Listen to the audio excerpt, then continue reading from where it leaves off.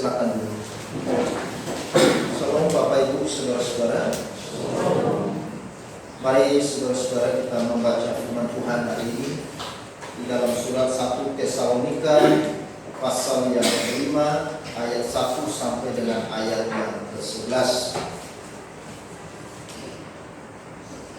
1 Tesalonika pasal yang kelima ayat 1 sampai dengan ayat yang ke-11. Kita membaca bergantian. Saya baca ayat yang ganjil, Bapak Ibu Saudara sekalian membaca ayat yang benar. Demikian firman Tuhan. Tetapi tentang zaman dan masa saudara-saudara tidak perlu dituliskan kepadamu, karena kamu sendiri tahu dan benar bahwa hari Tuhan datang seperti mencuri pada malam. Apabila mereka mengatakan semuanya damai dan aman, maka tiba-tiba mereka ditimpa oleh kebinasaan, seperti seorang perempuan yang hamil ditimpa oleh sakit bersalin. Mereka pasti tidak akan luput. Tetapi kamu saudara-saudara, kamu tidak hidup dalam kegelapan, sehingga hari itu tiba-tiba mendatangi kamu seperti mencuri. Karena kamu semua adalah anak-anak terang dan anak-anak siang. Kita bukanlah orang-orang malam atau orang-orang kegelapan. Sebab itu berjaga-jaga untuk sesuatu orang-orang, tetap berjaga-jaga dan sadar. Sebab mereka yang tidur waktu malam, dan mereka yang mabuk waktu malam. Tetapi kita yang adalah orang siang, baiklah kita sadar, berbaju sirah iman dan kasih, dan bertopangkan harapan keselamatan. Karena Allah tidak menetapkan kita untuk timpa murka, tetapi untuk beroleh keselamatan oleh Yesus Kristus Tuhan kita. Yang sudah mati untuk kita, supaya kita berjaga-jaga, entah kita tidur, kita hidup sama-sama dengan Dia. Karena itu nasihatilah seorang akan yang lain, dan saling membangunlah kamu seperti yang memang kamu lakukan. Amin. Berbahagialah kita saudara-saudara yang telah membaca firman Tuhan ini, dan kita adalah orang yang lebih berbahagia, kita yang percaya dan melakukan firman Tuhan. Saudara-saudara, minggu yang lalu kita sudah membahas mengenai satu tema, yaitu setia menanti janji Tuhan. Janji Tuhan kepada para murid saat itu tentunya juga bagi kita, yaitu janji tentang Roh Kudus. Dalam Yohanes 14 ayat 26 di sana dikatakan, tetapi penghibur, yaitu Roh Kudus yang akan diutus oleh Bapa dalam namaku, dialah yang akan mengajarkan segala sesuatu kepadamu dan akan mengingatkan kamu akan semua yang telah kukatakan kepadamu. Jadi janji yang pertama Tuhan Yesus kepada para murid tak kala ia naik ke surga, yang pertama janji tentang Roh Kudus. Makanya hari ini saudara, kita sedang memperingati yang namanya Hari Pentakosta. Ya.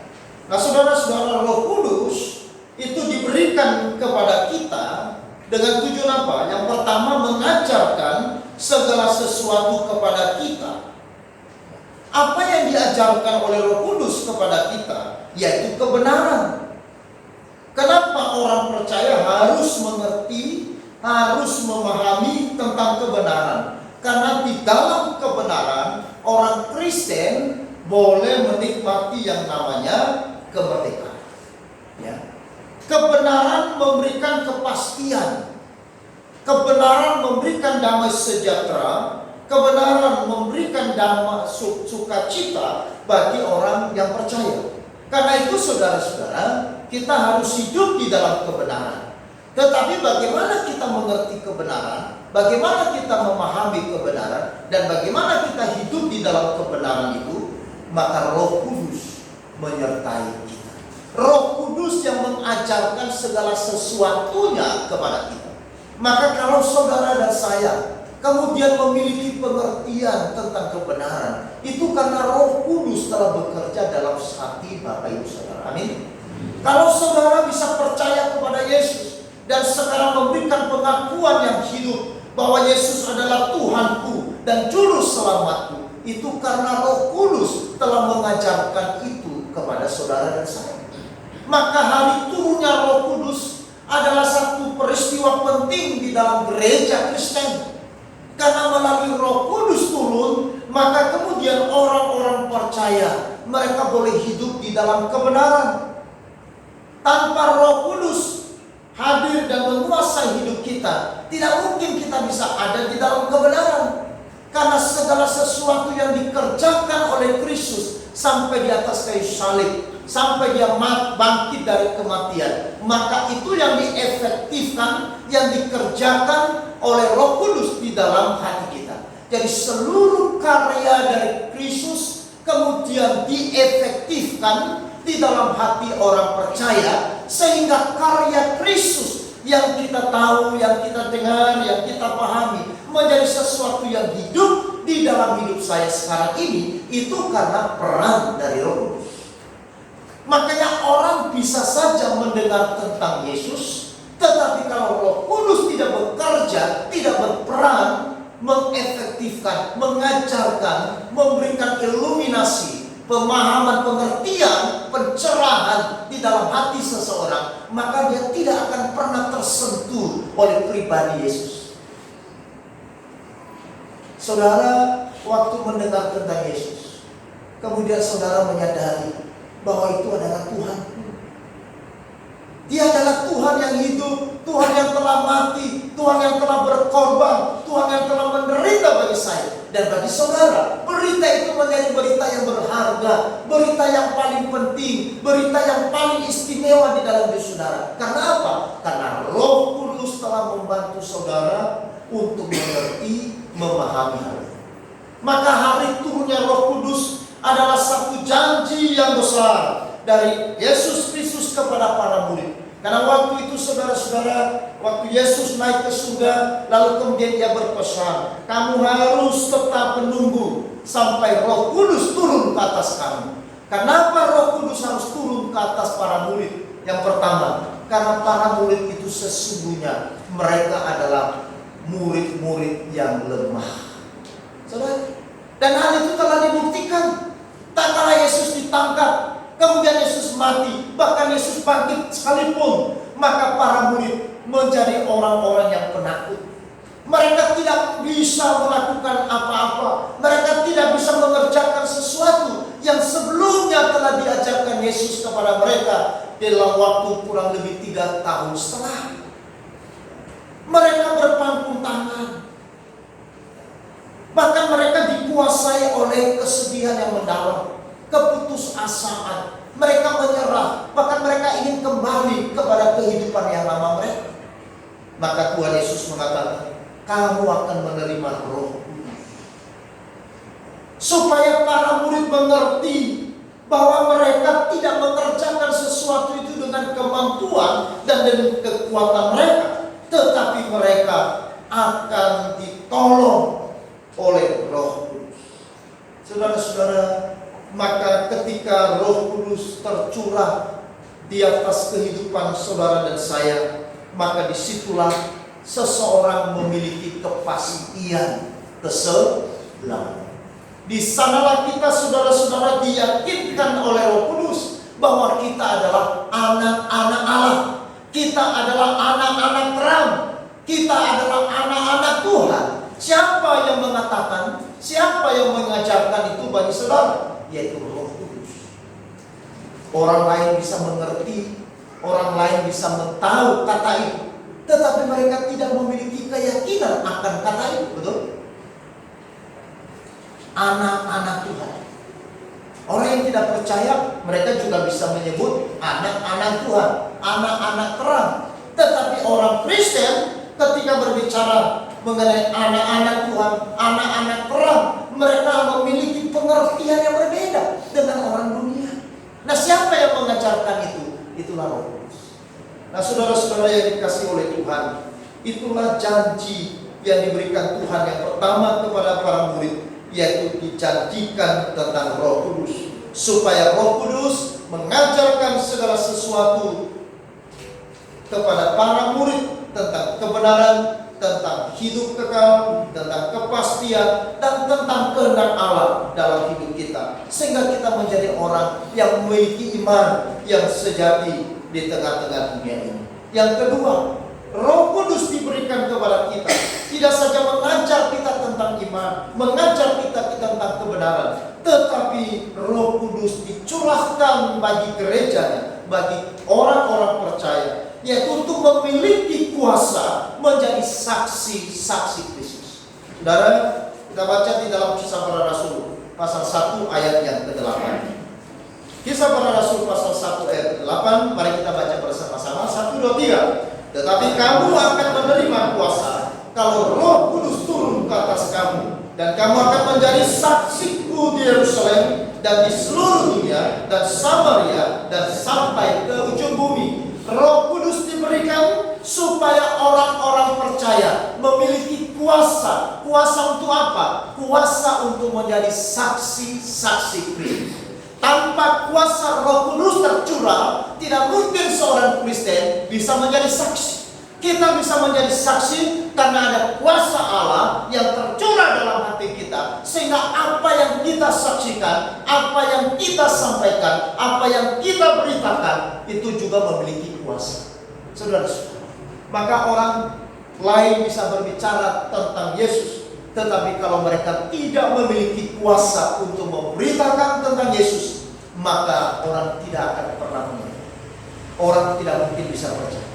Maka kuasa Roh Kudus diberikan ke dalam hati setiap orang percaya sampai dengan zaman ini, supaya kita menjadi saksi-saksi Kristus.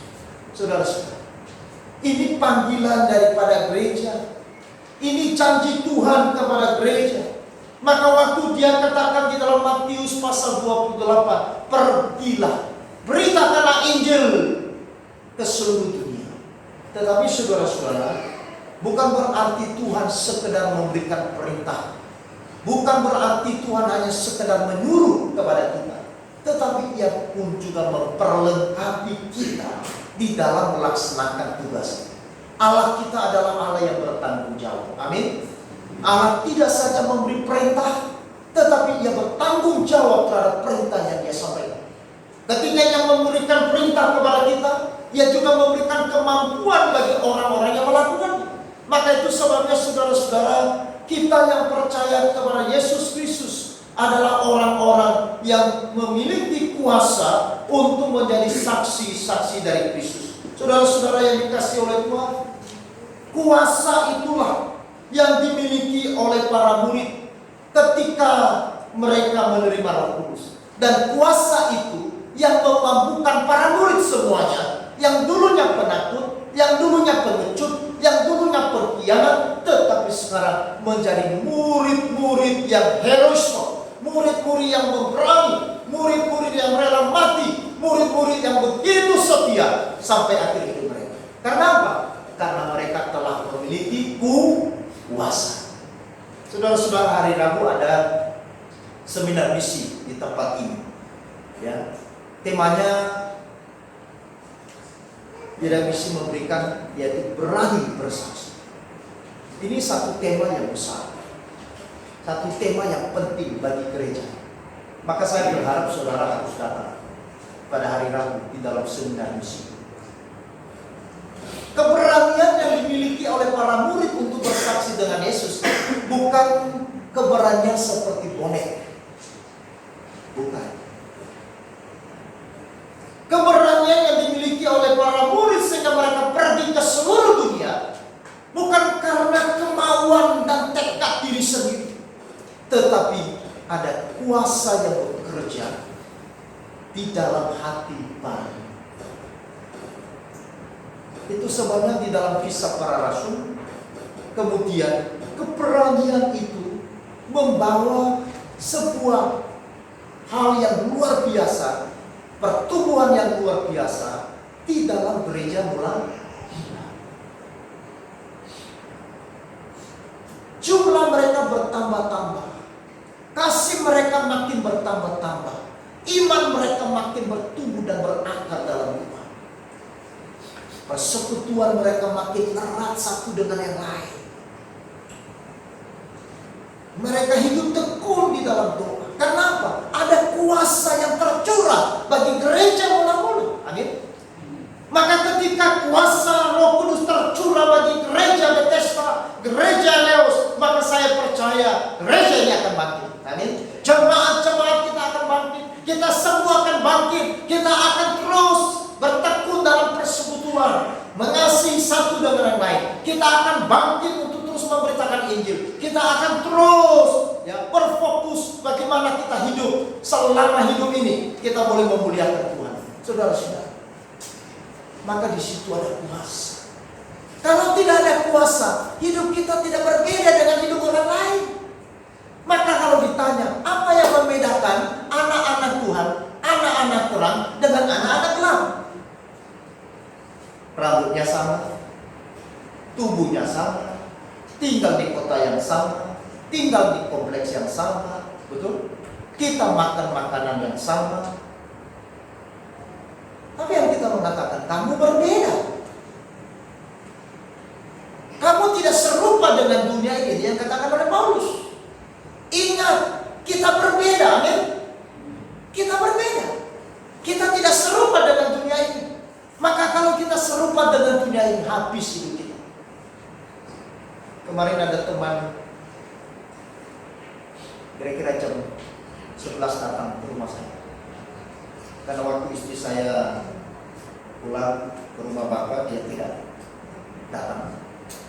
Karena tidak ada di tempat ini. Dan dia dengar, dan dia sangat terkejut. Lalu kemudian datang ke rumah saya. Lalu dia sampaikan bahwa saya juga kaget. Kenapa istri begitu cepat pergi? Saya tidak pernah lihat istri itu sakit dan sebagainya. Tetapi saudara-saudara, lalu kemudian dia katakan begini, yaitu bahwa Bapak pasti sedih, Bapak pasti menghadapi pergumulan, tetapi bersyukur karena kita ada di dalam Yesus. Lalu saya katakan betul, karena imanku di dalam Yesus yang memungkinkan saya bisa melewati. Ada juga teman di kota lain telepon saya. Dia katakan begini, Pak Pendeta turut berduka cita. Rasanya gimana, Pak? Ini kalimatnya agak beda juga. Saya mau katakan rasanya nano-nano, rasanya seperti apa. Harusnya tak usah tanya lagi. Saya pikir ini bercanda atau bagaimana. Saya sedikit terdiam ketika dia tanya, rasanya gimana? Saya tentu mengerti karena dia belum pernah mengalami. Nah, bersyukur saya telah terlebih dahulu mengalami kehilangan pasangan hidup. Nah, saya katakan, ya rasanya berat, rasanya susah, rasanya sulit, ya, rasanya belum bisa lepas, ya, pikiran masih terus terhantui oleh pribadinya yang seolah-olah selalu hadir di samping saya. Ya. Kadang-kadang saya terbangun, lalu saya berpikir ada istri, ternyata tidak ada. Kadang-kadang saya mau ke toilet, mau bicara, tapi tidak ada, sadar ternyata tidak ada. Nah, itu tidak enak. Saya katakan, saya manusia, saya pendeta tentunya. Di dalam iman itu sudah final. Saya percaya dan menerima kedaulatan Tuhan. Saya tidak akan pernah kecewa tentang itu. Tetapi perasaan ini saya harus akui itu masih ada. Dan ini perjuangan. Lalu saya katakan tanpa Yesus maka tidak mungkin saya bisa melewati semuanya ini. Karena tanpa Yesus berarti kita tidak memiliki pengharapan. Yang membuat kita masih kuat karena kita memiliki pengharapan bahwa pada saatnya kita akan bertemu dengan orang yang kita cintai. Karena itulah janji Tuhan, bahwa setiap mereka yang percaya dan setiap mereka yang matinya dalam Tuhan, mereka tidak hilang, tetapi mereka mendahului kita ke tempat yang Tuhan telah sediakan. Maka pertanyaan teman yang kemarin datang, kenapa begitu cepat? Maka saya jawab, nanti kalau saya sudah ketemu istri, saya akan tanya kepada dia, kenapa kemarin Jumat sore waktu saya pamit, Ma, tunggu saya. Dan kemudian Mama bilang, ya saya tunggu Bapak, tapi Mama tidak tunggu saya. Jadi kalau nanti saya ketemu istri saya, pertanyaan pertama saya tanya, kenapa jawab tunggu saya? Sudah. Nanti. Artinya bahwa pertanyaan ini pasti terjawab dong. Tapi kapan? Saat bertemu. Amin. Inilah pengharapan. Boleh kita sedih sementara kita di dunia, tetapi kita punya pengharapan. Nah, itulah Roh Kudus yang mengajarkan kepada kita tentang pengharapan itu. Sehingga saudara-saudara, kita sebagai orang Kristen terpanggil menjadi saksi. Roh Kudus tercurah bagi kita untuk kita menjadi saksi, untuk memberitakan tentang pengharapan ini kepada dunia. Orang-orang dunia, mereka tidak memiliki pengharapan seperti yang Bapak Ibu miliki. Amin. Orang-orang dunia, mereka tidak memiliki kepastian seperti apa yang saudara miliki. Saudara kalau tidak percaya, keluar dari sini, tanya. Mereka tidak mungkin bisa menjawab.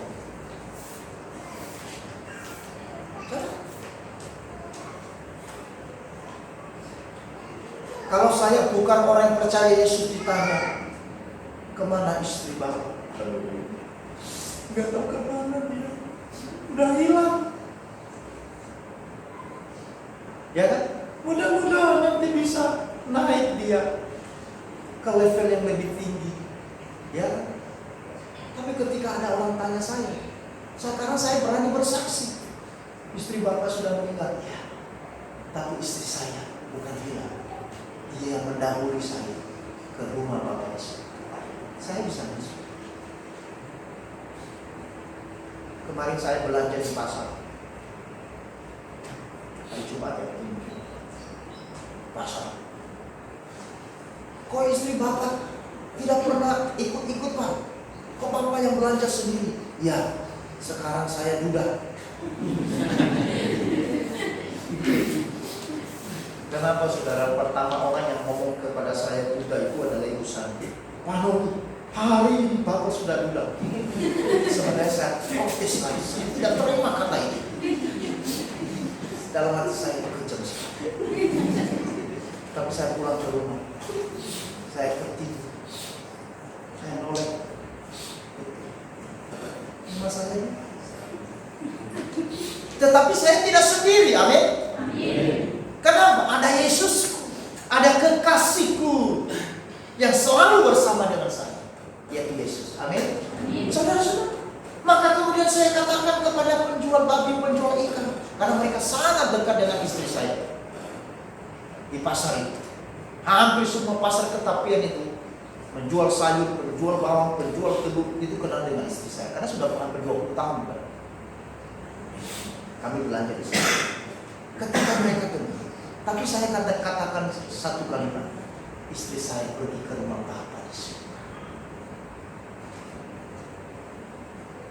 Karena kalimat itu mereka mungkin belum pernah dengar, ataupun mereka dengar tentang Bapa di surga atau rumah di surga, tetapi mereka tidak memiliki keyakinan bahwa mereka akan sampai ke sana. Amin. Maka ketika kita bersaksi saudara dalam situasi apapun, termasuk dengan situasi ini, maka saya mulai berpikir, puji Tuhan, mungkin ini juga salah satu cara saya mulai bersaksi dengan metode ini juga. Istri saya memang sudah pergi, meninggal, tetapi dia tidak meninggal, hilang, tapi dia menuju ke surga. Kalau Bapak meninggal dunia, apakah Bapak juga yakin seperti istri saya menuju ke surga? Waduh, saya sudah karang-karang ini. Bagaimana saya harus bersaksi? Saudara, itulah yang pertama. Makanya kita bersyukur bahwa Roh Kudus tercurah atas gereja, Roh Kudus tercurah atas kita sekalian, sehingga melalui Roh Kudus kita diajarkan segala sesuatu, dan yang kedua, kita diberikan kuasa untuk menjadi saksi-saksi. Amin. Kemudian yang terakhir, janji Tuhan tak kala dia naik ke surga, dia tidak saja menjanjikan tentang Roh Kudus, tetapi yang kedua apa? Dia menjanjikan tentang kedatangannya yang kedua kali. Jadi ada dua janji yang dipesankan oleh Yesus waktu dia naik ke surga. Dia menjanjikan tentang Roh Kudus, dan yang kedua, dia menjanjikan tentang kedatangannya yang kedua. Nah saudara, janji inilah yang dikatakan Petrus yang kemarin minggu yang lalu kita bahas sebagai janji yang besar, harapan yang besar bagi setiap orang percaya. Karena itulah kita diingatkan oleh Tuhan sendiri untuk kita menantikan janji itu. Minggu yang lalu kita belajar, kita harus menanti dengan setia. Hari ini, bagaimana kita menanti janji yang besar itu? Kita harus menantinya dengan sikap bekerja dan berjaga-jaga. Saudara-saudara, ada kesalahan umum yang berkaitan dengan perlunya berjaga-jaga. Ada orang yang menyikapinya dengan santai saja, karena mereka berpikir ini tidak penting, ini tidak terlalu berarti. Tetapi yang kedua, ada juga orang yang beranggapan bahwa berjaga-jaga itu berarti berdiam diri, tidak melakukan apa-apa, seperti seorang prajurit yang berjaga di pos jaga. Saudara, di tempat-tempat pos jaga tentara atau polisi, biasanya ada prajurit yang berdiri di pos jaga. Apa yang dilakukan oleh prajurit di pos jaga? Dia hanya siap, ya kan? Dia siap, dia tetap siap di situ dan tetap mengangkat senjata. Apakah itu yang dimaksud berjaga-jaga? Saudara, dua hal ini adalah sebuah kesalahan yang salah. Baik orang yang menyikapi dengan santai ataupun orang yang berjaga-jaga memberikan pengertian bahwa berjaga-jaga itu berdiam diri, tidak melakukan apa-apa. Tetapi yang benarnya saudara-saudara adalah berjaga-jaga adalah sesuatu yang dilakukan dengan aktif, melakukan apa yang dikehendaki oleh Allah. Artinya bahwa bagi gerejanya hari ini, bagi orang-orang Kristen hari ini, kita dituntut di dalam kita menanti Tuhan, menanti kedatangannya, kita tidak boleh berdiam diri, tetapi berjaga-jaga. Artinya kita melakukan sesuatu yang dikehendaki Allah selagi kita masih hidup. Amin. Saudara, aktif. Makanya Yohanes pasal 9 ayat 4 berkata, kita harus mengerjakan pekerjaan Dia yang mengutus aku. Selama masih siang akan datang malam, di mana tidak ada seorang pun yang dapat bekerja. Kita memang tidak tahu kapan kedatangan Tuhan pada kedua kali. Tetapi sikap kita saudara, kita harus mengerjakan pekerjaan Dia, mengerjakan pekerjaan Tuhan dengan apa? Dengan siap siaga. Orang yang bekerja dengan siap siaga itu artinya saudara-saudara, seseorang itu tidak tertidur. Kalau dikatakan berjaga-jaga berarti tidak tertidur. Kalau orang tertidur itu artinya saudara-saudara, dia tidak lagi berjaga-jaga. Yohanes pasal 5 ayat 17, Bapakku bekerja sampai sekarang, maka aku pun bekerja juga. Kristus bekerja sampai hari ini. Karena itu gerejanya harus terus bekerja untuk melakukan pekerjaan Dia.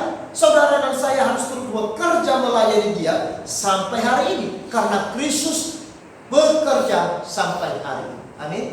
Kalau saudara percaya bahwa Tuhan terus bekerja sampai hari ini, maka saudara dan saya juga tidak ada alasan untuk tidak bekerja bagi Dia. Kenapa? Bapa maupun Kristus terus bekerja sampai hari ini.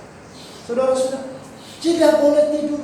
Makanya 1 Tesalonika tadi pasal 5 ayat yang keempat, ayat yang ke-6. Mari kita baca bersama-sama. 1, 2, 3. Sebab itu baiklah jangan kita tidur seperti orang-orang lain, tetapi berjaga-jaga dan sadar. Di dalam kita menanti kedatangan Tuhan yang kedua kali, sebagai janji yang besar, harapan yang besar bagi gereja, bagi saudara dan saya percaya, maka kita harus memiliki sikap yang tidak boleh tidur. Hidup kita harus sadar bahwa ini masih siang. Nanti kalau sudah malam, tidak ada lagi kesempatan. Nah, tadi ada pujian introitus saudara-saudara yang begitu bagus sekali, bahwa kita tidak tahu waktunya kita. Amin. Sekarang saya lebih mengerti bagian ini, bahwa hidup ini singkat, hidup ini sementara. Sewaktu-waktu Tuhan bisa panggil. Mungkin saya, atau mungkin saudara. Saya dan saudara tidak bisa mengelak ketika Tuhan panggil. Tidak bisa berdalih, apalagi memberi alasan. Tuhan, boleh tidak di rocker dengan nomor yang sekian? Tidak bisa. Tidak bisa. Ibu saya pernah berkata, kenapa anak saya yang berat? Kenapa saya yang sudah 85 tahun tidak berhenti?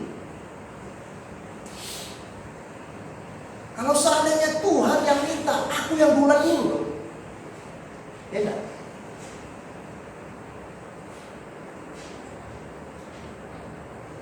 Mama saya ini ada 2 anaknya yang sudah pergi. 1 kakak saya 6 yang lalu dan 1 istri saya. Maka waktu saya berteleponan ketika dia dengar kabar ini, lalu mama saya bilang, kenapa bukan aku yang sudah tua? Kenapa mereka yang masih muda? Itu mestinya. Maka engkau yang muda, jangan pernah berpikir engkau selamat. Hari Jumat ada ibadah padang para hamba Tuhan MPUK dengan keluarga. Saya juga bawa keluarga ke Dubun.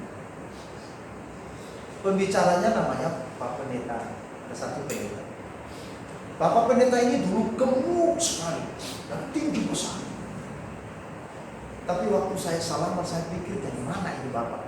Apa ini dari luar kota? Ternyata ramping, kurus sekali, tidak bisa kenal. Lalu kemudian saya ambil kopi, baru saya lihat ke belakang. Ini kok sepertinya Pak Pendeta ini. Lalu saya tanya teman, benarkah itu Pak Pendeta ini? Iya. Semua bertanya, kok kenapa kok dulu besar sekali, tinggi besar, sekarang engkau yang tinggi besar, jangan berpikir bahwa pasti lewat panggilan itu. Teman saya juga berkata, ya, dalam guyonan Jok, dia katakan begini, ketika Tuhan panggil, orang yang lama mati itu adalah orang yang tuli. Kenapa yang tuli, Pak? Karena kalau dipanggil nggak dengar dia. Ya, tapi saya mau katakan, engkau tuli atau tidak tuli, kalau sudah panggil Tuhan, itu nggak ada alasannya, betul ya?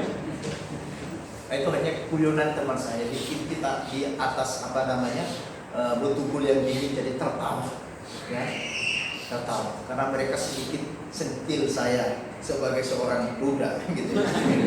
Jadi mereka masih bawa-bawa. Jadi ya enak juga. Nah, saudara-saudara,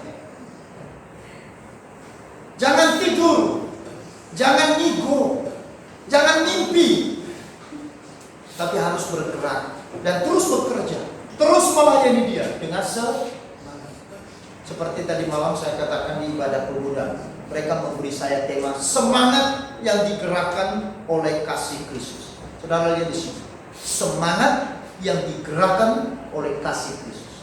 Semangat seseorang itu ditentukan oleh apa? Kasih. Semangat digerakkan oleh kasih. Jadi artinya apa? bagaimana seseorang bekerja, bagaimana seseorang berjaga-jaga dengan siap sedia selama dia menunggu waktunya Tuhan, tergantung sebesar apa kasihnya kepada Yesus.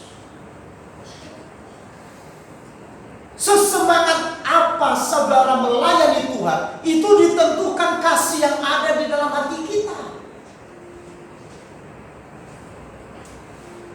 Setuju enggak? Kalau saudara mengasihi sesuatu, mencintai sesuatu, dan sesuatu itu begitu saudara mencintai begitu dalam, maka akan saudara lakukan dengan sungguh-sungguh. Kenapa? Engkau mencintai. Makanya di dalam 2 Korintus pasal 5 ayat 14, kasih Kristus yang menguasai kami sehingga kami mau bekerja. Dan 15, kami hidup untuk Kristus. Seseorang hidup untuk Kristus tergantung seberapa dalam, seberapa besar kasihnya pada Yesus. Saudara, tanggung jawab yang dipercayakan Tuhan bagi saudara dan saya selama di dunia ini, saudara akan kerjakan dengan setia, saudara akan kerjakan dengan sungguh-sungguh, saudara akan kerjakan dengan sadar, dengan penuh tanggung jawab, dengan setia, tergantung kasihmu kepada Yesus seperti itu. Lalu kemarin saya kasih ilustrasi begini. Ada semangat kunat-kunat, ada juga semangat putri main. Saudara, semangat kunat-kunat ya? Tahu kunat-kunat? Mudah-mudahan tahu.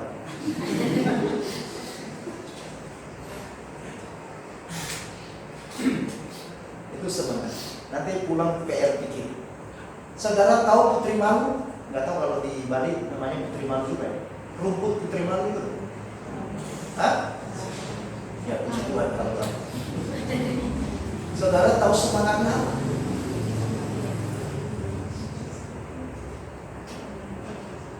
Semangat kita tidak boleh ditentukan oleh situasi dan kondisi hidup kita.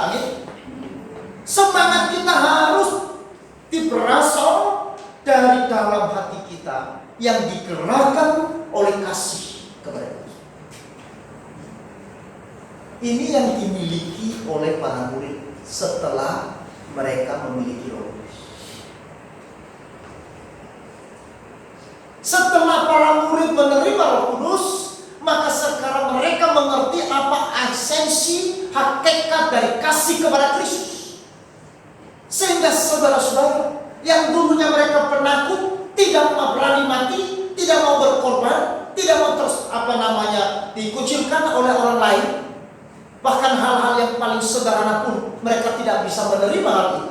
Tetapi setelah tercurah Roh Kudus, dan kemudian para murid memiliki arti kasih yang begitu dalam, sehingga kasih mereka kemudian ekspresikan melalui mereka melayani Tuhan dengan setia dan melalui mereka berkorban bagi Tuhan.